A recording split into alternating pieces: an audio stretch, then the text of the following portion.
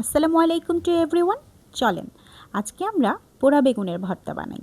পোড়া বেগুনের ভর্তার জন্য আমি একটি বেগুনকে খুব ভালোভাবে পরিষ্কার করে ধুয়ে তার গায়ের পানিগুলো টিস্যু পেপারের সাহায্যে মুছে একটি ছুরি দিয়ে বেগুনের গায়ে কয়েকটি আঁচড় কেটে নিয়েছি, যাতে বেগুনটি খুব ভালোভাবে সেদ্ধ হয় ভেতর থেকে আর পচা বা নষ্ট থাকলে বুঝতে পারি।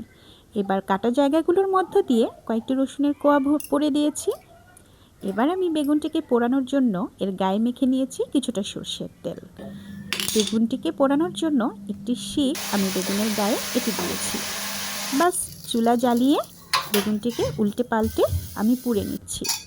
পোড়ার পর সাথে সাথে আমি এটিকে তুলে একটি বাটিতে ঠান্ডা পানির মধ্যে অথবা নর্মাল পানিতে রেখেছি। আমি সাধারণত নর্মাল পানিতেই দিই, তাতে খুব তাড়াতাড়ি আমি এর খোসাটাকে ছাড়িয়ে নিতে পারি।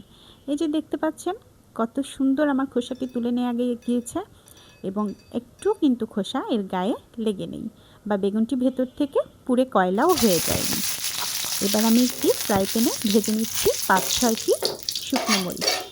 সর্ষের তেলে আমি শুকনো মরিচগুলোকে ভাজছি। এই যে শুকনো মরিচ ভাজা হয়ে গেলে কিছুটা পেঁয়াজ, শুকনো মরিচ, স্বাদমতো লবণ, আর আমি এখানে দিচ্ছি 2 টেবিল চামচ আচারের তেল। আপনারা এখানে সরিষার তেল দিয়েও এটাকে মাখতে পারেন। এবং ধনেপাতা, শীতের দিনে ধনেপাতা ছাড়া চলে নাকি? এগুলো সব উপকরণ একসাথে মেখে নিলেই তৈরি হয়ে গেল ভর্তা।